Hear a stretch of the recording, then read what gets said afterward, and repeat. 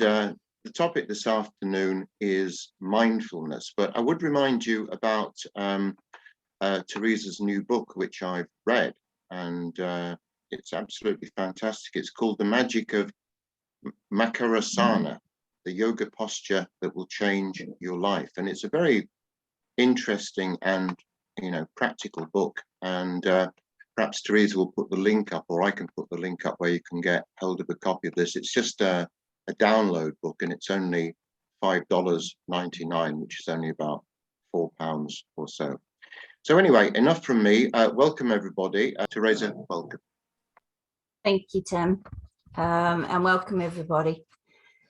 Today I want to take a deep dive into an understanding of the practice of mindfulness, and especially its power to change your mind, to change your perception and how you respond to the world. To be mindful is to develop self-awareness and essentially integrate and coordinate your personality as an effective vehicle for soul expression. I will explore the psychology and the science, as well as the deeper esoteric insights behind this ancient spiritual practice that was founded in Buddhism, but has now been adopted by many Western progressive minds, sometimes unappreciated and dismissed as simply a New Age practice, except by those who truly understand its power to raise your conscious awareness and connect you with that which is universal. So it sounds simple, mindfulness, and it can evoke a profoundly beautiful experience of life, but it's not easy to cultivate. It requires discipline over your lower mind over an extended period of time to master.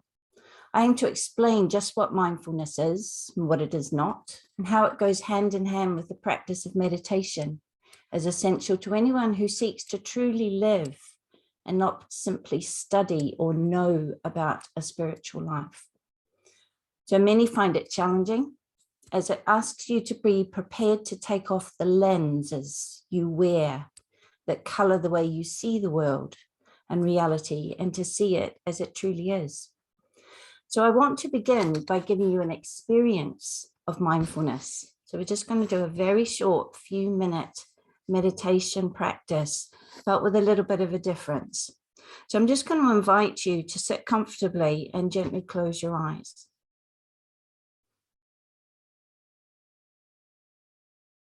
And I want you to come into an awareness of your body by just noticing yourself sitting on the chair. Just notice the clothes on your skin.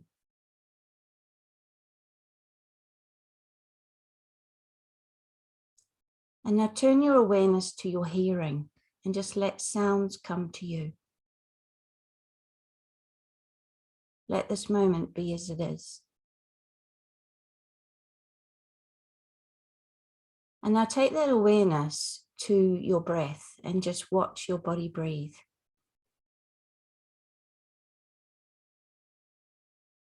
Watch the breath come in, watch the breath leave.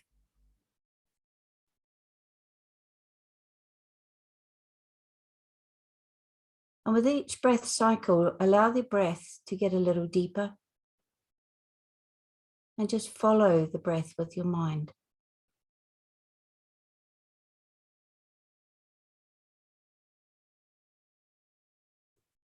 Thoughts will still come into your mind and pass through, but you just keep your focus on the breath.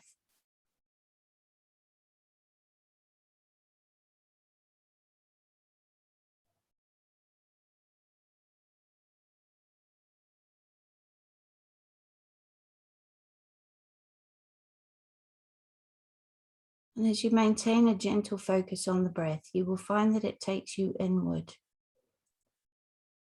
into a connection with an inner peace.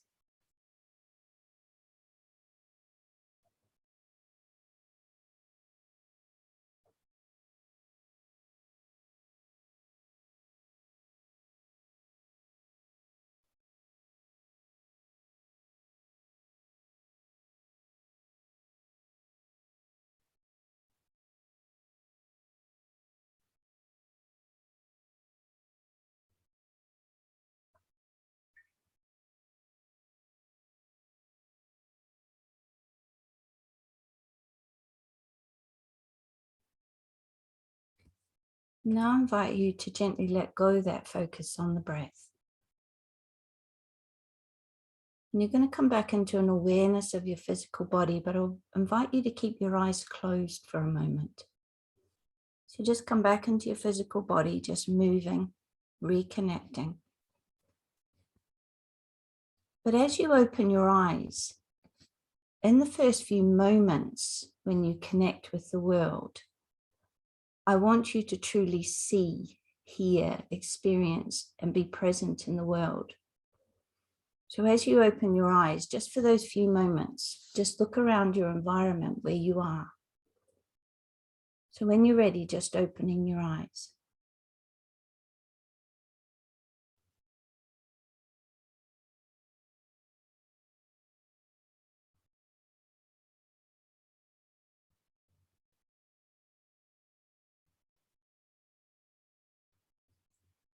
In those first few moments of coming out of meditation, when you truly focus your senses in this present moment, that experience that you have is the experience of mindfulness. And often as you cultivate this experience, what you will find is colors become more vivid, the light changes, you become more acutely aware of sounds, your sense of touch is enhanced, your sensory connection and experience of the world becomes quite different. And this is just a taste of how the world is when you take those glasses off through which you see the world, which is your perception and is mind generated, lower mind generated. So in that moment, there are no thoughts. Just for a couple of moments coming out of meditation, there is no thought. You are just mindful and aware.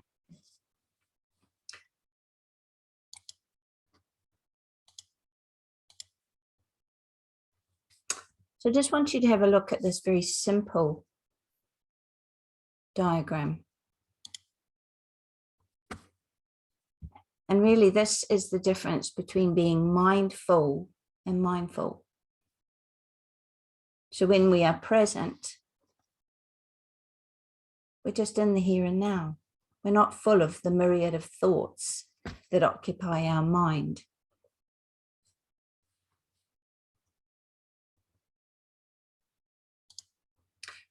So you could swap the word mindfulness for consciously aware, greater awareness, soul connection, connection to universal consciousness, unity consciousness, soul perception, higher vibrational state, truth perception, intuitive living. These are all descriptive of mindfulness. When you're mindful, you step into a connection with the eternal now that is an ever-present awareness, and you step out of your thinking lower mind as an interpreter of reality. You become the silent witness, the observer, and simply connect with the world through your senses and allow it to be as it is. This is living as a soul, experiencing the material world. In present moment awareness, there is no mind thought, commentary, analysis, opinion, judgment, or any other thought process coloring your experience. You remove the lens that colors your perception and simply experience things as they are. Through mindfulness, we come to realize the illusion of time and understand the continuity of consciousness. Time is a construct of the lower mind, and it is in these moments of timelessness that you can appreciate that the present moment is all you ever have. The past is gone, the future will never arrive, but here and now, you have the opportunity to change, to act, to create, to decide, to choose. In fact, it is the only time you can change. It is also the only moment you can truly experience what it is to be alive. All creativity, all happiness, all choice only resides in the present moment. It's the only time over which we have dominion. And many people who are alive never touch the miracle of being alive because they spend most of their time in their mind thinking, not present to what is right before them.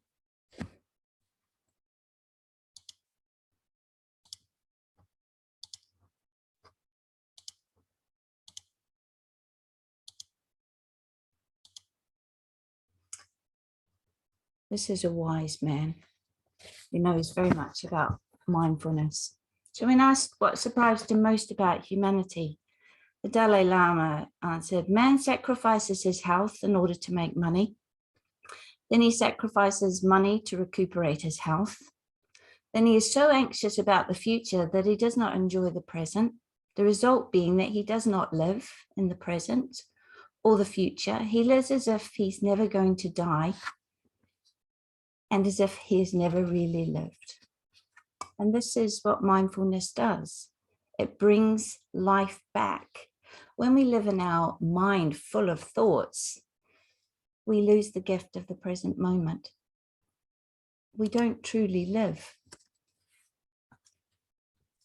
So we often experience mindfulness in moments of crisis or trauma when we act spontaneously, intuitively as the need arises with no thought or planning.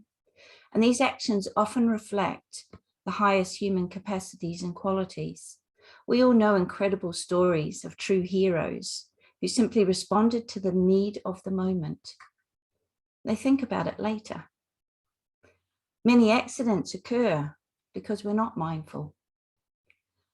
We see mindfulness in the seemingly effortless, incredibly beautiful, almost slow motion performance in sports. When sports people who have mastered mindfulness and performance just allow the performance to come through them.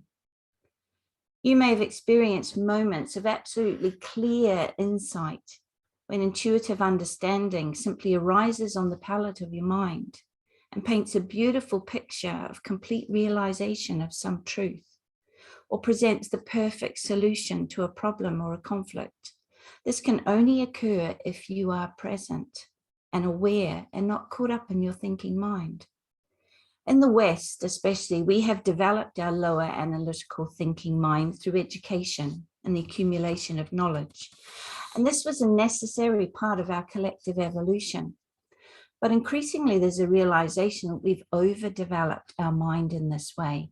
Many of the mental ailments and anguish that are on the increase, especially in the West, are due to overthinking and an over-reliance on the lower mind.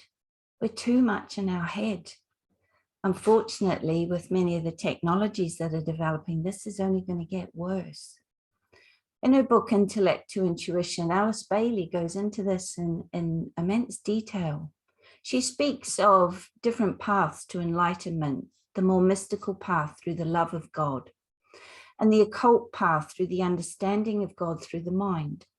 However, there is a need, she says, for the occultist to move beyond the knowledge of the lower mind and open to the intuitive, which comes directly from the higher self.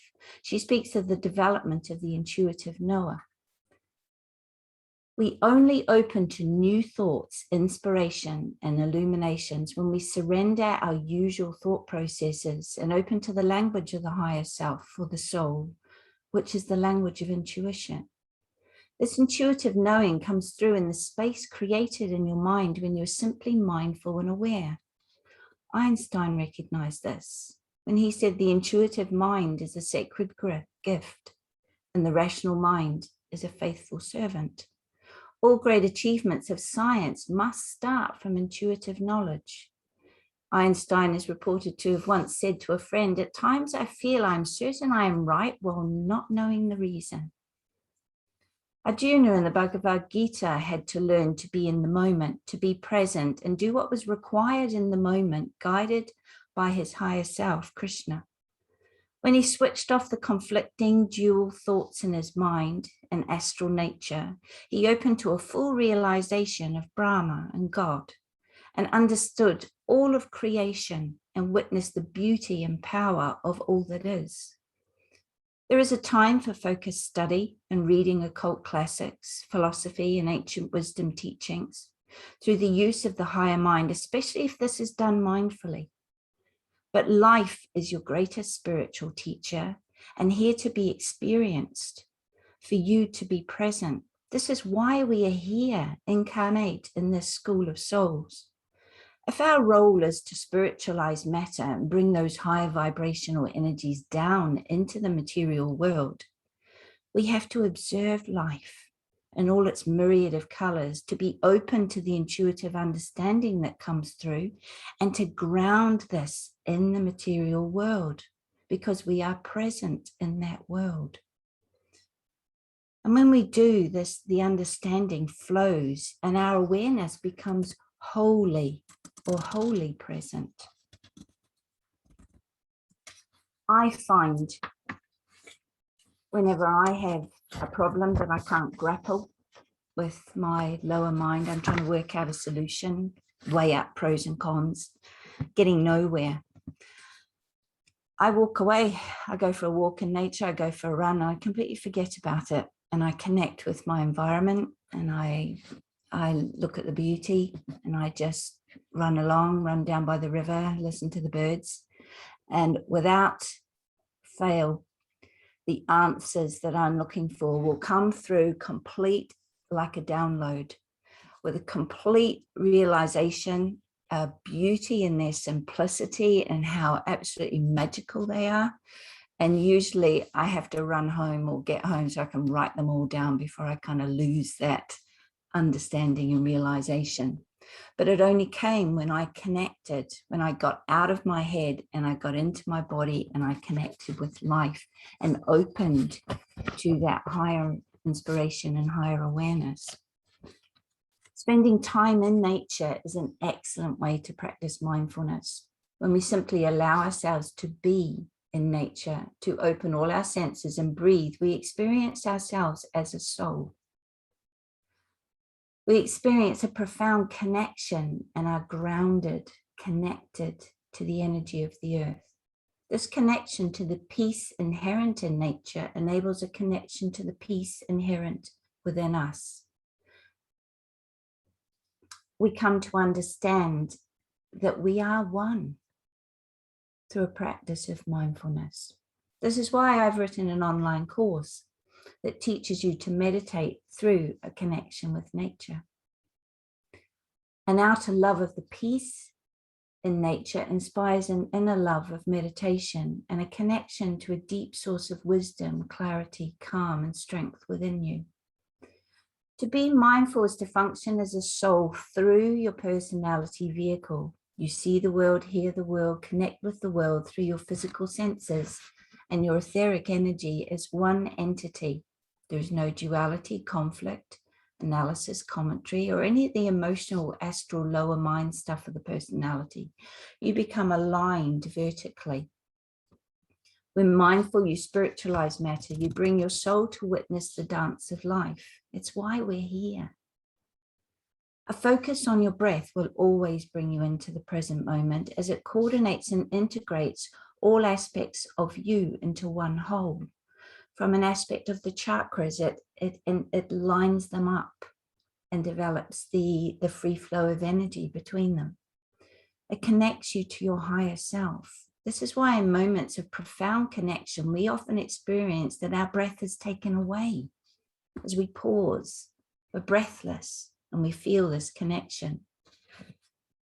When we connect with a sunset, a sunrise, a point moment in the day, when all mind activity is quiet and you simply are, you learn to be present. This is a connection in that moment with the truth of who you are. It is your soul seeing the world, hearing the world, feeling the world. And that is why in these moments, we see and experience incredible truth, beauty, and goodness. These are the qualities of the soul seeing itself in the world. There is no duality. This is unity. You and the world are one, and you open to an awareness of what is going on in the world. This is what you experienced when you first came out of meditation today in that first instant. You and the world is one. You experience the world as a soul. You can experience incredible insights into everything as mindfulness opens. And you learn the eternal now is to be connected. Now, love, which is the energy vibration of our universe, is essentially an energy especially the second ray of love wisdom is the note of our universe. Fear and all its manifestations, anger, sadness, jealousy, is simply an absence of love. So fear is based on disconnection. It is a disconnection from your soul, from love, from God, from the universe. In A Course in Miracles, we are taught that we can only ever be in a state of love or a state of fear. The two cannot exist. They cannot coexist. Fear is generated in the mind and doesn't actually exist. It is an illusion. We don't experience it as an illusion, but as one of the glamours that mankind has to transmute. In fact, it is one of the 9 heads of the Hydra we face in Scorpio right at the moment. And we are seeing playing out in the world today as fear is being used to control minds. Love is not a sentimental feeling that involves attachment to that which is loved or loving. No, love is far more than an emotion as portrayed in our culture. Love is a state of being. It is not till after probably the 3rd initiation that we truly understand what love is, what it is to be filled with Christ consciousness. And this is to be connected completely, unconditionally, because you exist, and to be able to love others regardless of whether we know them or not, regardless of their personality, but to love their soul, to love as a soul. When you are present in the moment for that brief time, you experience love, true love, and a connection to the universal, and that which stands behind all of creation. By connecting to creation, you connect to the creator, to God, to Brahman, to the universal field of consciousness, or whatever way you define the intelligence or energy that interweaves and connects us all. Alice Bailey wrote that the mind is the slayer of the real. In her book, Intellect to Intuition, she explores this idea that we have overdeveloped the lower concrete mind, especially in the West, to the detriment of the development of our higher intuitional capacities. People are starting to realize that much of the mental disquiet in the world that is causing anxiety, panic, depression, and an increase in mental health problems is due to overthinking. This you come to know through a practice of mindfulness that quietens your mind. People seek peace, clarity of mind and purpose, creative expression of ideas and ideals. These all need space in your mind to come forth. Mindfulness creates that space. Observe the painter completely absorbed in creating the painting with little or no thought. The composer who seems to simply open up as a channel for the creation of a beautiful symphony. Witness the healing power of gardening when you're just totally gardening. We go into nature when we need to heal our mind, but we don't realize that we can do this anytime, anywhere. For example, there's a type of listening, mindful listening, we call active listening. And this is where you listen to music, say, as the silent witness, as the silent observer. You just listen. And every time your mind starts to tell a story, analyze, give a commentary on the music, you let that go and you just simply listen. And as you develop this capacity of active listening, you'll get all the health benefits that truly relaxing your body and mind will bring. But also what you do is you learn to listen in this way to others. When you listen in this mindful way, you listen to understand. This is listening from your soul, not listening to reply, which is listening from your personality. And this allows you to see and witness the soul of another. And as an imperative in resolving conflict and building right relations. What I have found as a mother of 4, single mum of 4 children, when you actively listen to your children, they are seen as a soul, they are heard as a soul.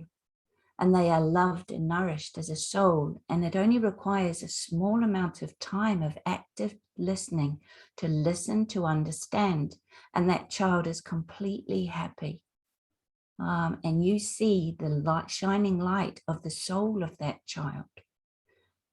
Next time you're given the privilege to listen as a friend to someone in need, listen to understand, not to reply, and you listen as a soul, and you will see immense healing occur before your eyes to that person and in your relationship with that person. This is the harmony aspect of the fourth ray of harmony through conflict, an energy that is involved in the evolution of the human kingdom, especially now, and the development of a greater conscious awareness.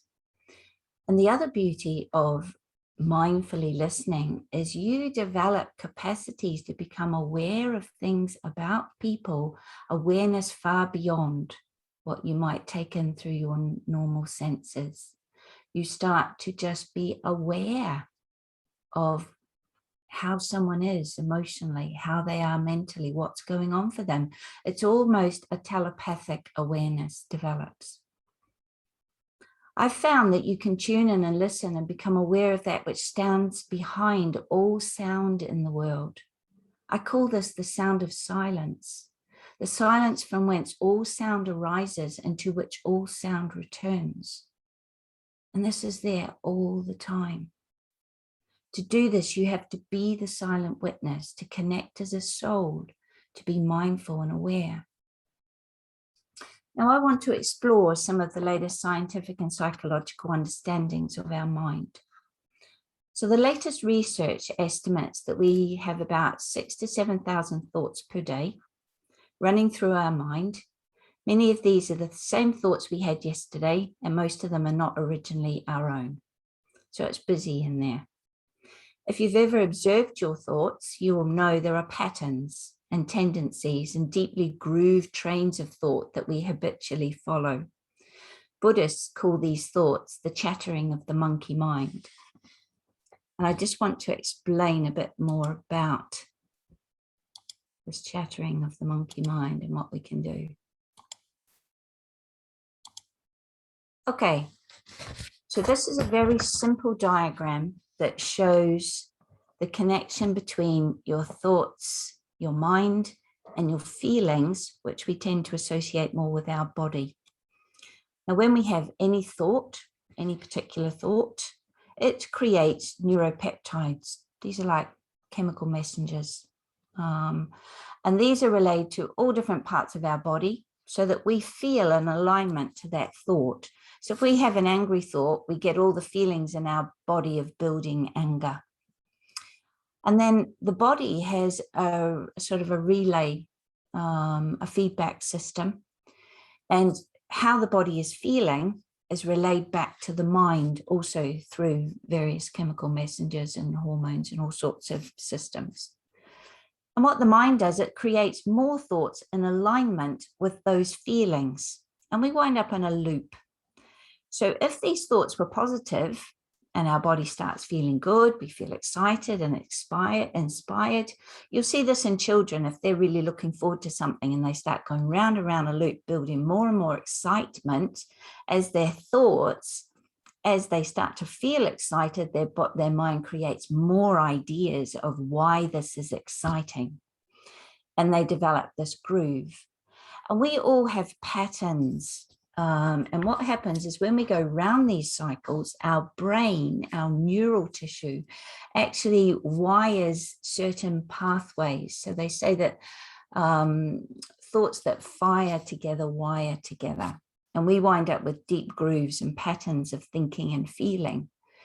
Now, you probably recognize perhaps if you suffer with anxiety, for example, there'll be thoughts that trigger your anxiety. And then you'll get the neuropeptides that start to create the physical manifestations of anxiety in your body, the increased heart rate, the panicky feeling, the shallow, fast breathing, the sweaty hands, the knot in your stomach type of thing.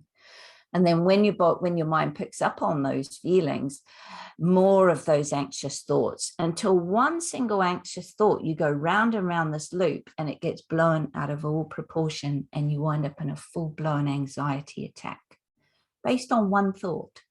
And that original thought might not have been yours and it might not have been true, but it created this whole response. And these responses get wired into us. And the beauty of both the practice of meditation and mindfulness is it creates the capacity to step back from these thoughts and see this loop playing out, to witness, to be the silent witness, to detach, like we do in meditation. When we detach from our thoughts, we step back and we view them impartially. The other thing that this does is when you go round and round a loop like this, if you're a person perhaps who has a lot of angry thoughts, or there's a lot of triggers, anger gets triggered quite easily, you get all that stress response and then it builds and it builds. You start remembering the last time that person did something to anger you. You remember something in your childhood where someone did the same sort of thing to anger you, and you wind up in an absolute state of anger. And what happens is if we go around these groups often enough, it becomes a personality trait. It becomes something that we need to transmute. It becomes an energy stuck in our body that stops us spiritually evolving. And it gets stuck in the solar plexus area of your body with it, and stops heart opening. It stops spiritual growth and development. And it also gets in the way of right relations with other people. So that's the first thing to be aware of and to start to witness. The other thing to be aware of is that mindfulness is to be in the present moment, but fear and doubt are always based on the past. Worry and anxiety are the past projected into the future, but experienced now. So I'll say that again. So fear and doubt are always based on things that have happened in the past. And then what we do is we take those fears and doubts and we project them into the future, and that's where worry and anxiety build. Now, none of that was actually happening in this moment. So we're all aware of the stress response. So the stress response in our body is a response to threat. So we either run, we stop and fight, or we freeze. But this stress response in our body is triggered by either internally or externally generated perceived threats. So what I say to people is your body will go into the stress response, whether there's a tiger coming at you in the real world or whether there's a tiger coming at you in your mind. Same response. So if we are focusing on fears and doubts and things that happened in the past, they're going to trigger the stress response. And as we project them into the future and get caught up in that thought feeling loop and build the anxieties and worries, we're setting off an internally generated response to a perceived threat. And this is how this thought-feeling loop leads to habitual ways of responding to life, to personality traits. And in this moment, in the present moment, you just deal with whatever's happening. There's no fears, doubts, worries, or anxieties. And you will know this if you've ever been called to act, say in a crisis. Say someone needs your help straight away. You don't think about what happened last time you did this and bring all the fears and doubts and worry and anxious. You just act. So you're mindful and aware. Your mind, your whole being is focused on the need in the moment. And this is where in the West, this is where overthinking, too much emphasis on our lower mind and thinking has led to the epidemic of stress-related illness and mental illness that we're seeing today. What I want to explain now is a little bit about your conscious mind and your unconscious mind. And this relates beautifully to theosophy. So your conscious mind makes up only about 5% of your total mind. Hopefully those who've developed more conscious awareness, that percentage is greater. And that's really what developing self-awareness, conscious awareness is. It's increasing the part of the iceberg here that you're aware of. Now, the unconscious mind in most people makes up about 95% of their lower mind. And it governs most of our behaviors, contains our beliefs, our values, our past traumas, our conditioned behaviors, our ideals, the sum total of our past experiences as life as a human being in all of our lives. So the unconscious mind is vast. It has in there a lot of good stuff, a lot of the programs that help us to adapt to and relate to life, but also there's a lot in there that is self-sabotaging, that is limiting beliefs, and that doesn't serve us. And we start to become aware. When we use the conscious mind to shine a light down into this unconscious part of our mind, we are becoming aware of that which needs redeeming. You could think of this unconscious, almost all that needs redeeming within you. It contains all that needs redeeming. And when you shine that light of consciousness down, you bring it up into your conscious awareness. And once you're conscious of something, you can't not know. Once something has been made aware, you can't not know it. You can't go back to that state of ignorance any longer. So we can think of our mind a bit like a computer. This is the lower mind. The brain is the hardware. The programs we need to navigate life are stored on the hard drive. This unconscious programming occurs before the age of 7. And many of these are, like I said, disempowering, limiting, self-sabotaging beliefs. There is the quote, "Give me the child till 7 and I'll give you the man." And this is because it is the unconscious mind that governs behavior and responses and habitual responses. So our conscious mind is present, mindful and aware, focused and able to tap into a more universal consciousness beyond just our mind. There are fewer thoughts and space for that intuition and creative thinking. Most people walking around most of their day are reacting, responding from their unconscious mind 95% of the day, because their conscious mind is focused on their thoughts. And whenever our conscious mind is focused on thoughts, the unconscious mind takes over whatever is happening. And this is when we talk about the world is asleep, people are asleep. They are functioning unconsciously. And even spiritual people are functioning unconsciously. And you only got to look at what happens when you drive a car. You drive a car from A to B and you get there and you can't remember driving your car. That's because you were too busy thinking. You were in your head thinking about other things whilst driving your car, because you've got the program for driving a car in your unconscious mind. And it just kicked in while you were thinking. And then suddenly someone steps out or something, a motorist in front of you puts on the brakes, and you get this jolt as you come back into your conscious mind because you're pulled into this moment because you need to respond. Your unconscious mind is no longer an appropriate driver in that moment. So a practice of mindfulness keeps us conscious and using our conscious mind. And this is one of the absolute keys to mindfulness. So to be mindful is to shine that light of conscious mind on that which is hidden and unconscious so that you become aware of it. Once you see an unresolved issue, a pattern, a belief that no longer serves you, it becomes conscious and loses its power over you. Now, many people will know they want to give up smoking. They want to change a particular habit. They want to be more motivated. They want to do this. They want to do that. And they just can't. They consciously know they want to do that, but they just can't change that pattern, that habit, that groove. Now, it takes time. because you've got to get your neurons in your brain to rewire, to undo that kind of relationship they had developed in a pattern of thinking, and to rewire.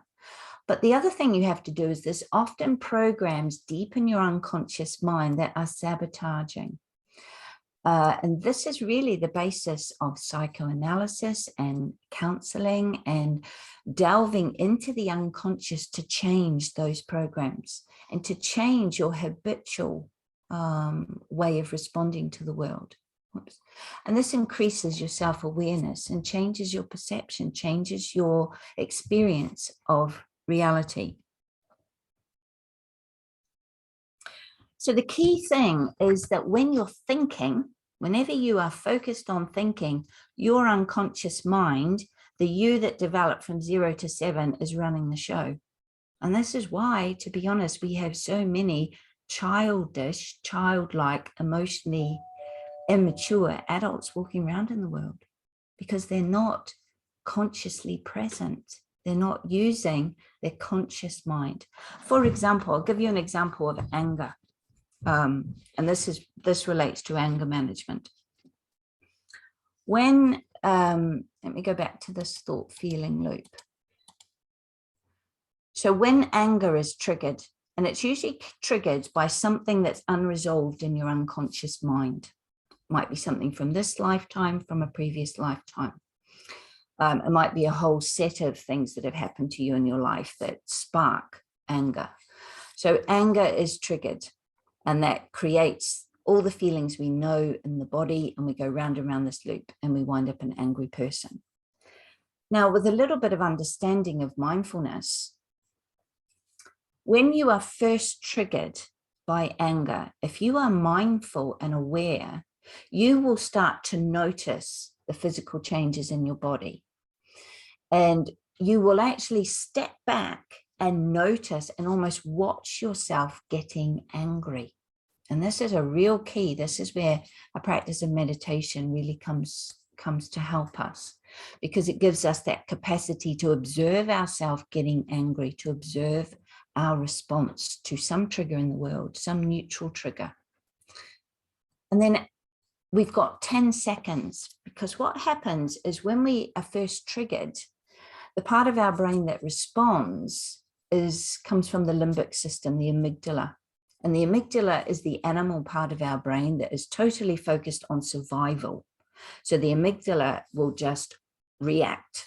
And that's why if you are triggered by anger and you react, it'll be in the first 10 seconds. And it'll be usually an overreaction, depending how many times you've gone around that loop in that 10 seconds, or how much anger is part of your personality trait, how many times you regularly go around this pattern. If you wait, if you're consciously aware and you see yourself getting angry and you wait 10 seconds, the information goes from the amygdala, the animal survival response, the reactive habitual response, to the frontal cortex here, to the conscious part of your brain. And in the frontal cortex is the capacity to choose, to respond, to not respond, to see it differently, to be mindful, to see the other person, to see the situation, to change your response. Basically, that 10 seconds cuts through this, stops this loop, and gives you the opportunity to respond consciously, mindfully, with higher qualities, to allow the higher self to come through, and you respond in a better way, a way that preserves right relations, that has an option to resolve the conflict. Or it might be that you can feel there's that much anger built up in your body. You need to go away and get rid of that angry energy and then come back and deal with the problem, not just react from your animal amygdala brain. So that's an example of how mindfulness can, really work powerfully to help us resolve and transmute those issues we all have in the solar plexus that stop many spiritual people. It doesn't matter how much spiritual knowledge you have, if you don't transmute the issues in your unconscious mind, those stuck in your solar plexus, you will not make progress. And this is where the world is your teacher. The world is your spiritual school, and it gives you the opportunities to do this. Right, I want to move on.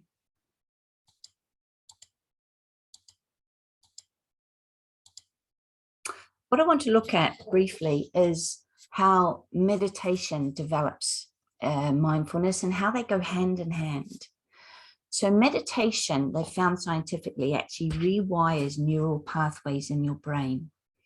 It changes habitual thinking. It improves concentration and focus, memory, learning, creativity, and problem solving. It develops your capacity to connect with the intuitive aspect of you.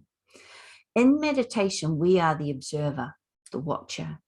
Every time we come back to the seed thought, every time we come back to the mantra, every time we come back to the breath, every time we return to the focus of our meditation, we develop the capacity to be the watcher.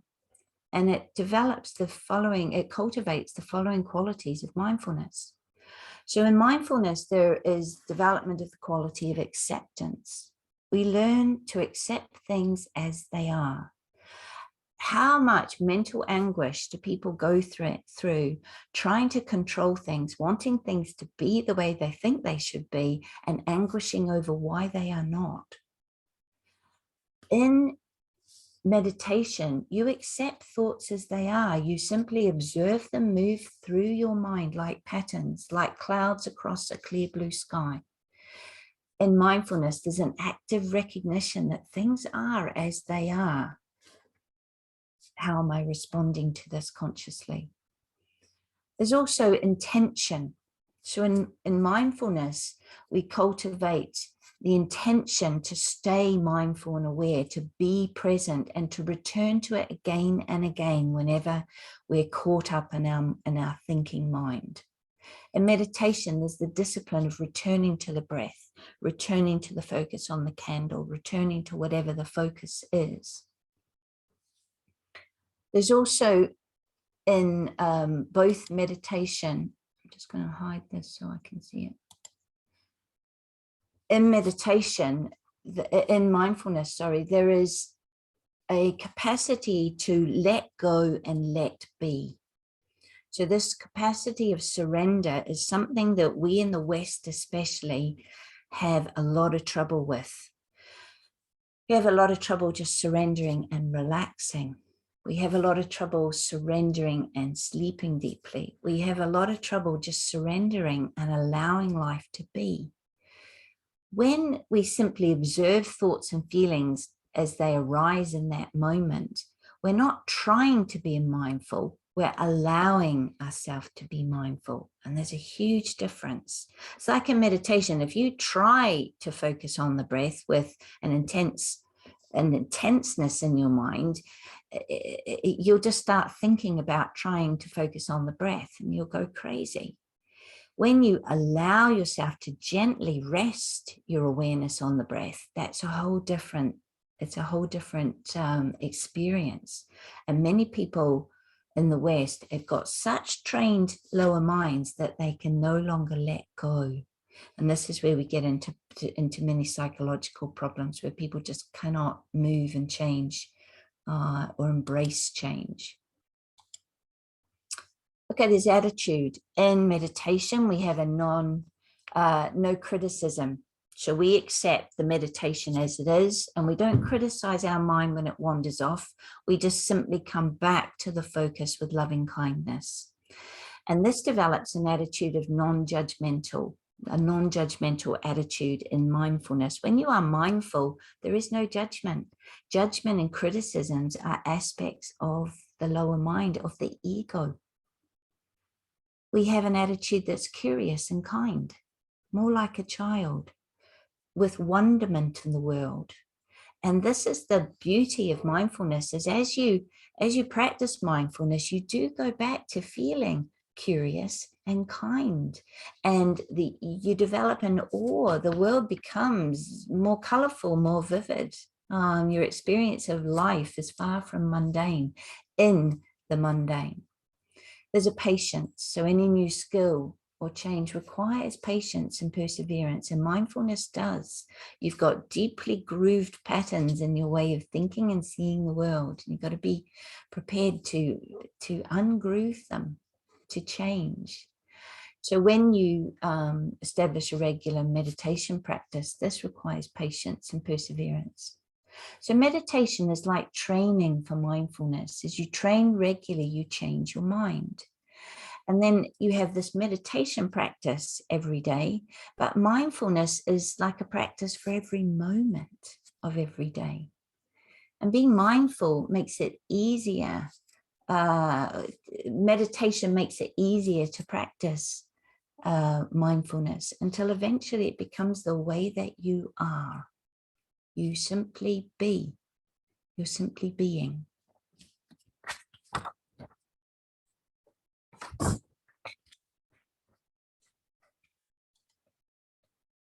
Okay, we'll come back to this.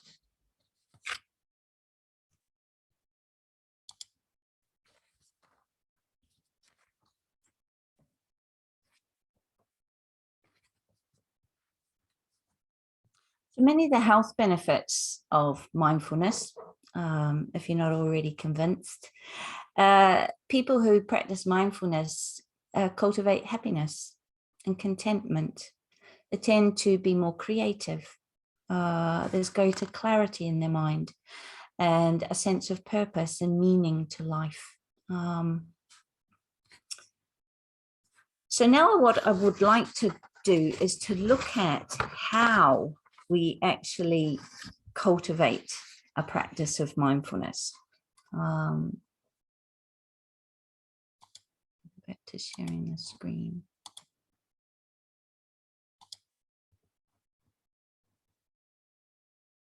Okay, the first thing, the most important thing that supports the practice of mindfulness, and this is why in Buddhist teachings they're taught together, is to meditate. Okay, so meditate daily. Another way to practice mindfulness is to recognize, start to recognize, to observe when you're caught up in fear, anxiety, overwhelm, stress, and negative thinking. To connect with your breath and your senses, because the breath, whenever we connect to the breath, it brings us into the present moment. And when you connect with the breath, you will find that in that moment, everything is fine. Because remember, fear and doubt, stress and overwhelm are to do with the past or projecting into the future. In the present moment, everything is fine, and you just do what's required. And you just go through a beautiful flow, like the animal kingdom, like the plant kingdom, like nature. You just flow with life, doing what's required in the next moment. You practice giving your full attention to what you're doing. And we can practice this in the most simple, mundane tasks. So if you're cleaning your teeth, just clean your teeth. Focus on that rather than thinking about, oh, I'm late and I've got to do this and I've got to do that, and projecting into the future, thinking ahead of where you need to be. One of the best ones is to be mindful when you're eating. Because when you're mindful when you're eating, you taste so much more.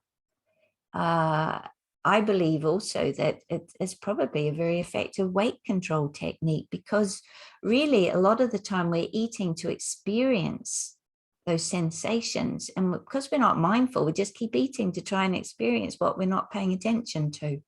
And it's just a crazy way of being.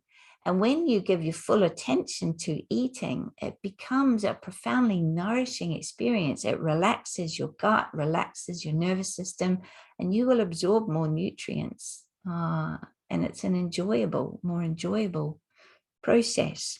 The same with drinking, the same with driving, same with anything that you have a habitual program for. Just do it mindfully. Avoid multitasking. And Western culture prides itself in its ability to multitask. In fact, my kids, if I am sending a message on my phone, they get annoyed if I don't talk to them at the same time. I'm like, no, I'm sending a message. I'll talk to you in a moment when I can give you my full attention. People flip between a whole lot of different screens on their computer all at once. We overload our nervous system with multitasking. We're literally juggling 2 or 3 things at once. You can't be mindful when you're multitasking to that degree. Connecting. One of the things about multitasking is to realize, turn off your TV. To practice mindfulness, turn off your TV. Because the television is giving you news that's actually in the past.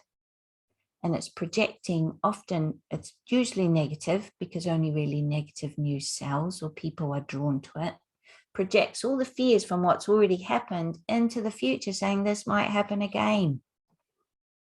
And this is why mass media, the television, you can choose to tune in for informational purposes. But when we don't watch mindfully, when we get unconsciously drawn into, especially the television, it takes over our mind. And it's like our mind being full of those tigers that are threatening us. It creates a stress response. And it cultivates fear. So turn off your TV, or just use it mindfully. Be conscious of your mind diet like you are conscious of your physical diet. Evoke discrimination and discretion and choice and what you allow into your mind, into the environment of your mind. Okay, mindfulness, when we connect with nature daily, connecting with the natural world is one of the easiest, one of the best ways to develop mindfulness. So instead of going to a walk and talking the whole time to someone else and not really noticing your environment, or I see a lot of people go running with headphones and they're not really running in a lovely environment. They're not noticing their environment. Just listen, feel, see as you're in nature. And grounding your energy, understanding what grounding your energy is. Grounding our energy is when our chakras and our feet, if you like, connect to the earth and there's an energy exchange. It's good for our health. It's good for our mental health. It takes us out of our head and brings us into our body. Because whenever we come into our body, we are mindful and aware. Coming into your body takes you out of your head and out of your thinking mind. Practice disciplines that bring you into connection with your body, like yoga, like Tai Chi, like Qigong, like walking meditation, where you are mindfully in your body, experiencing the power and the immense healing power of that. Actively listening to others, like I talked about, actively listening to music, to relaxations, to anything but being fully present. And when you're actively listening to someone, look into their eyes when you're communicating with them, because the soul, the eyes are windows to the soul. And if you're actively listening whilst connecting through the eyes, that person will feel your presence. And you will feel their soul presence.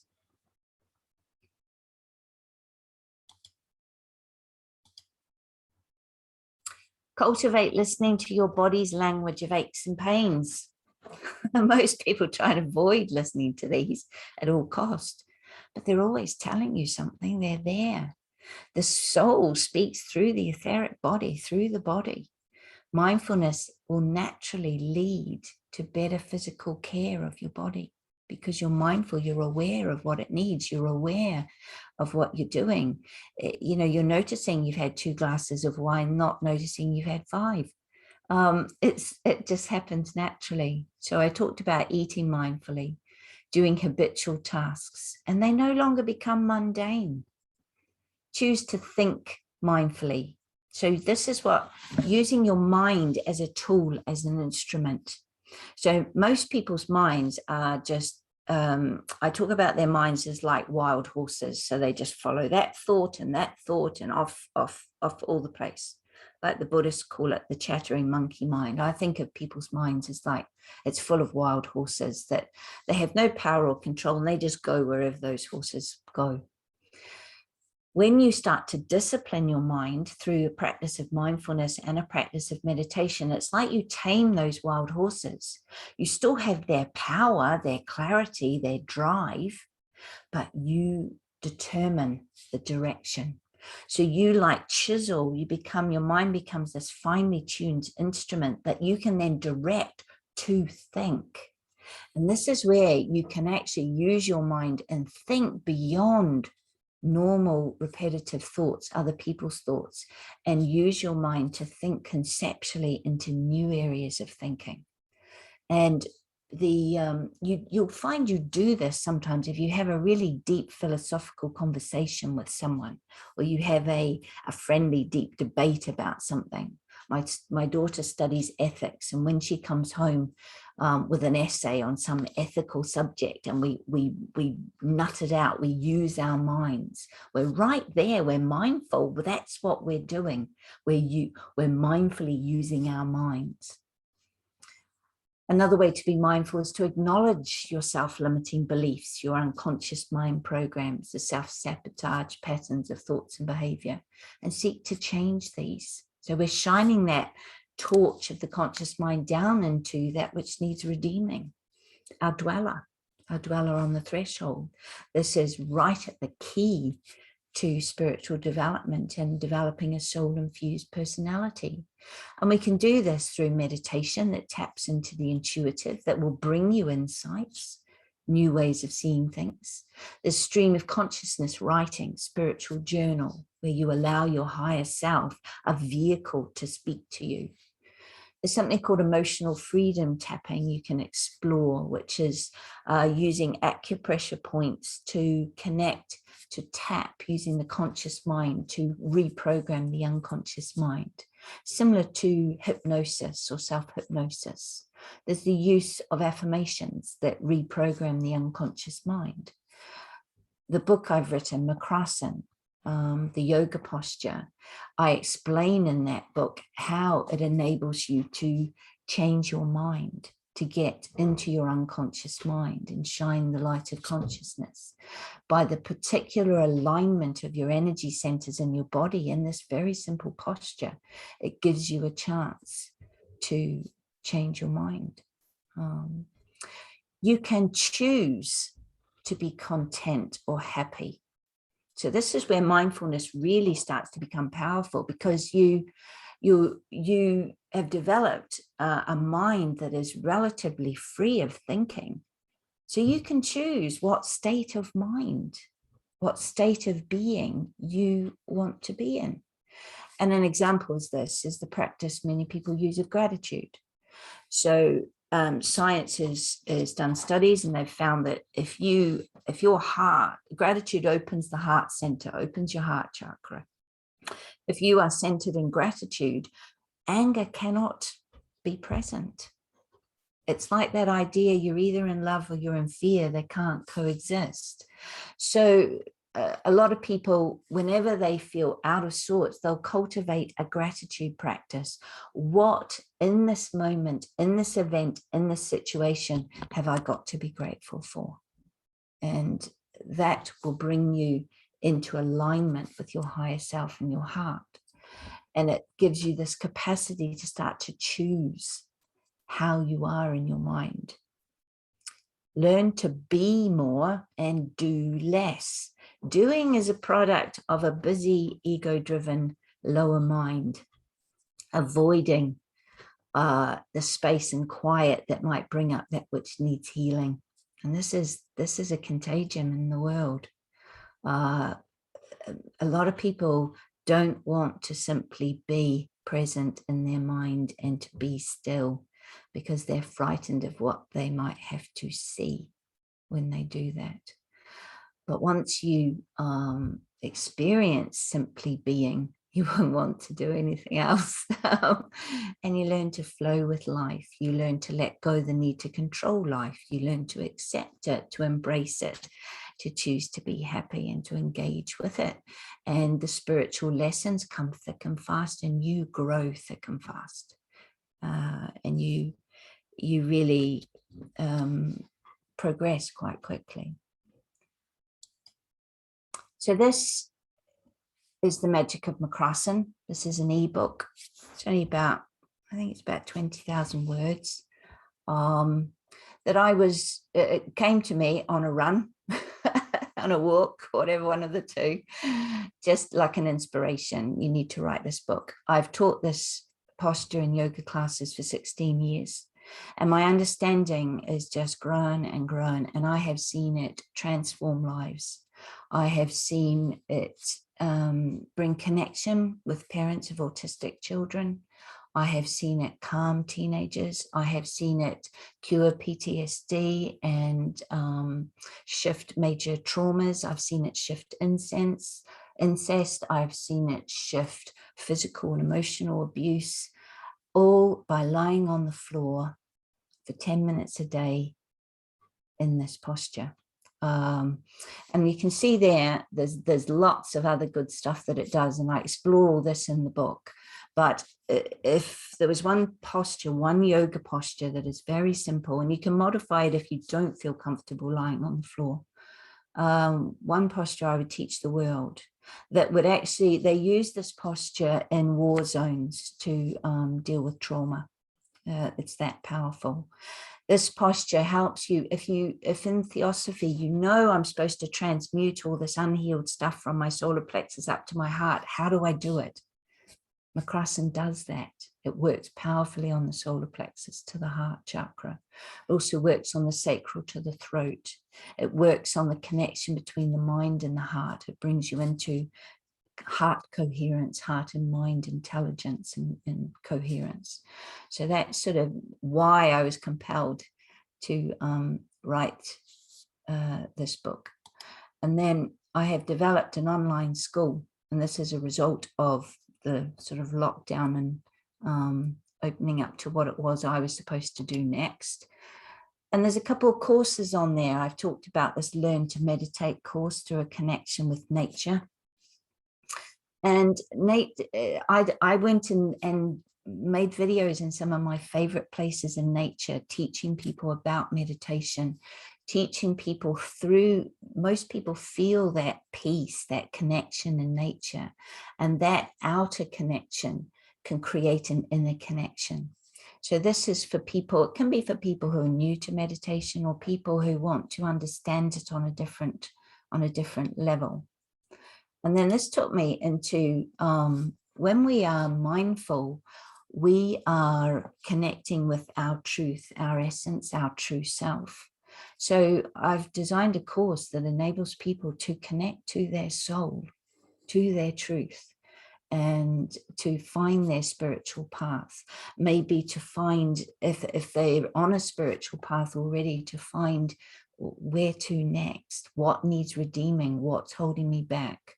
And it's a combination of teaching. It's a combination. There's some very simple yoga, Tadasana, the mountain postures, just standing. It's nothing that requires much flexibility or strength.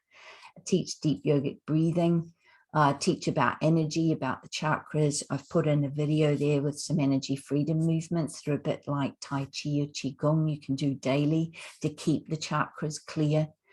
I go into quite a bit of detail here on the theosophical understanding between the personality and the soul, and how that relates, bringing that in a very practical way, how that relates to everyday life. So it's for everyone, but it's bringing theosophy into a practical application. And that's more for people who are probably between the first and second initiation, starting to deal with the astral body, with the emotional desire nature. So and the other thing I've been doing throughout lockdown and still doing is corporate mindfulness sessions where I'm just teaching this stuff to people at lunchtime at work via Zoom.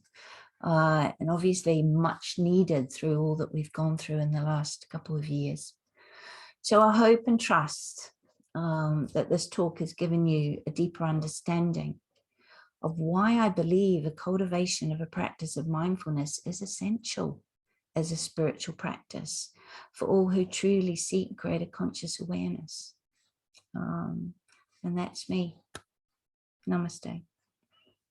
Okay, Teresa, thank you very much indeed for very interesting. And I have to say, as always, a practical talk because, you know, I think you gave us some wonderful tips about how to be more mindful in our everyday lives. And this is something that I've struggled with. I mean, those people who know me know that I'm quite an agitated person, but I've managed to do it through two ways, really. One is through listening to music, because that really does put me into a different place, and being in nature. But in my day-to-day life, I found that writing does this. As soon as I start to write, I just go into a different sphere and I become completely oblivious of other things. And I think it's something which, you know, a lot of us through the hard lessons of life manage to, you know, learn these techniques to some degree. I mean, I'm never going to fully learn them, but I found what you said absolutely fascinating and very practical. So thank you very much. I'm sure we have some more comments or questions. If you'd like to go into the reactions box and raise your hand or just unmute yourselves, please do. I'm sure we must have some response to Teresa's wonderful talk.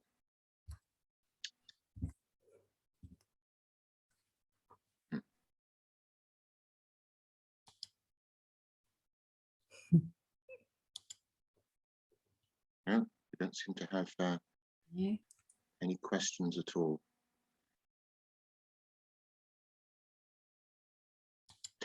What I would ask you, Teresa, is, I mean, it struck me when you were talking about this. Do they teach this stuff now? Well, you obviously do corporate mindfulness sessions for businesses and so on, but they teach this stuff in schools. Well, some schools and some progressive teachers will be teaching mindfulness. And the beauty of children, especially very young children, they are naturally mindful. They are naturally in the moment, especially from 0 to 7. And it's, well, even a little bit older, it's really teenage years where we start, you know, that's when there's the real switch. But if it was, you know, if we were to just teach, even if just teaching sitting quietly when they come in after lunch and small children, I think it's the Dalai Lama who said, if we were to start by teaching all 8-year-olds to meditate throughout the world, within a generation, we would have peace on earth. And that's the kind of power. So I think increasingly it's being recognized, but it's one of those things that because it's not fully understood, it's not funded, it's maybe not given the credence or the recognition it needs. But certainly you can also teach it without ever calling it mindfulness or meditation if there's any sort of block to you know, those associations. I often, for example, in my yoga classes will teach people to meditate, but I won't call it meditation, so that when we do go to meditate, they're like, oh, I can do this. We've been doing this already. And it's like, yeah, I've sort of taught you to meditate without calling it that. Because sometimes people, as soon as they're fearful of going into their mind, they don't feel like they have any control over those wild horses in their mind. And of course, as you first start to practice mindfulness, you become more aware of how mindful you are not. And that sort of realization can be difficult for people. But some schools, some more progressive schools, and in some countries, it's much more accepted and integrated into the curriculum than it is here. But I'm hopeful that it will come. Okay, I think David has a question. If you'd like to unmute yourself, David.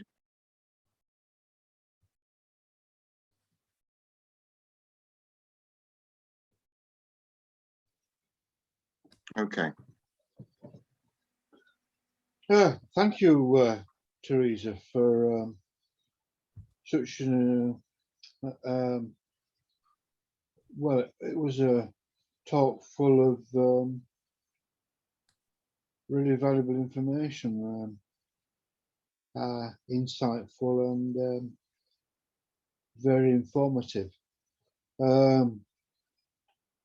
I've practiced meditation, and I did get into a habit of meditating. I did it every night for about 2 years, but I didn't practice mindfulness with it.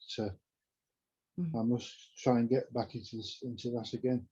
I'd like to ask what your view is on prescription medication has been a necessity to treat such as acute anxiety, where maybe mindfulness would be very difficult for the client or patient to cope with.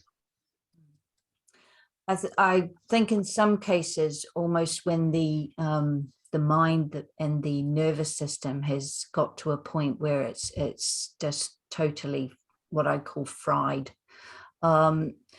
The prescription medication can be like a crutch that enables the broken leg to heal, so long as it's used in that way. It doesn't become an ongoing part of a person's life.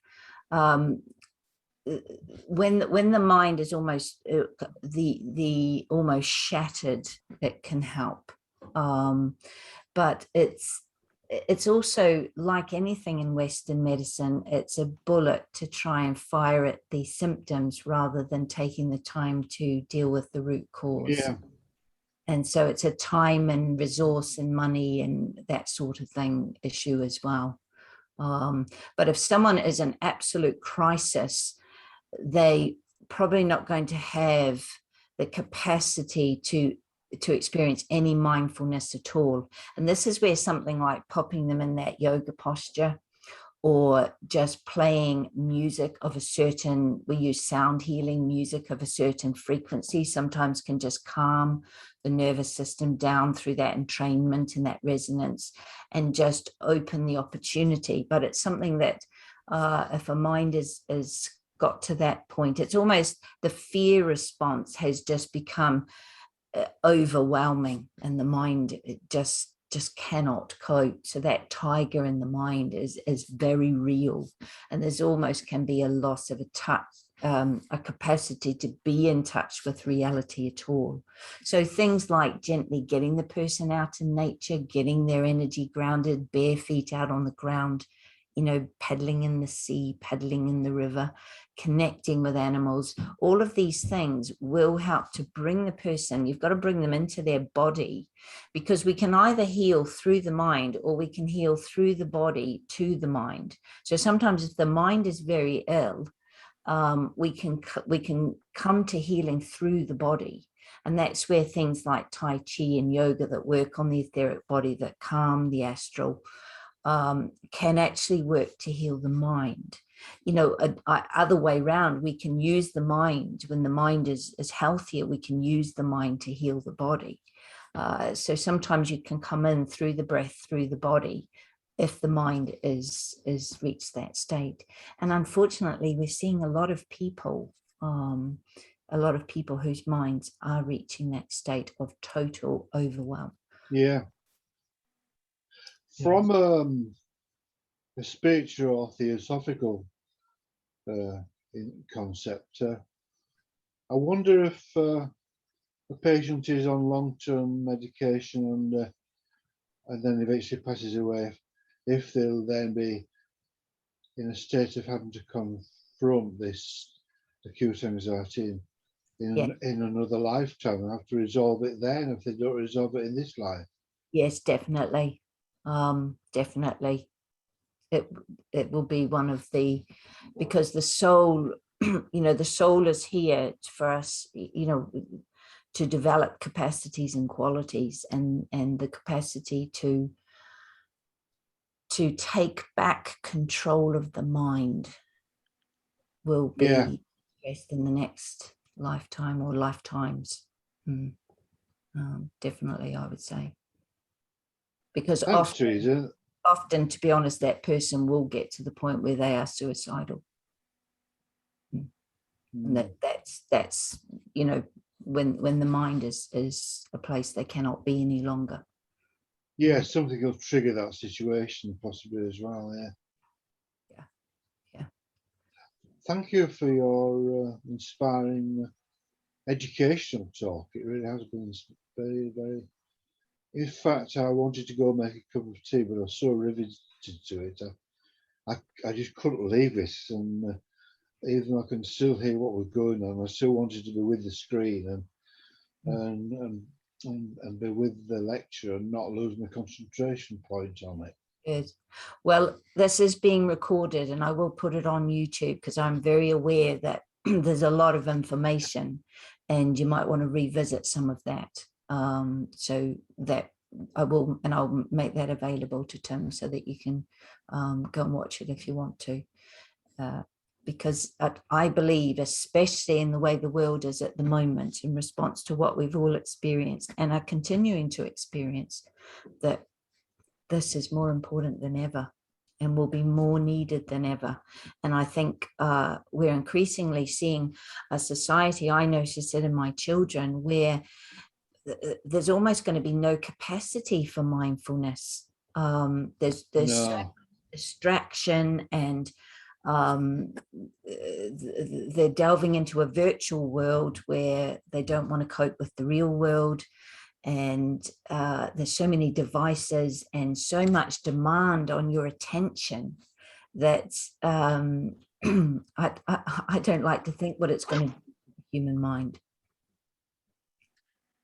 Yeah. Okay, everybody, Thanks. thank you.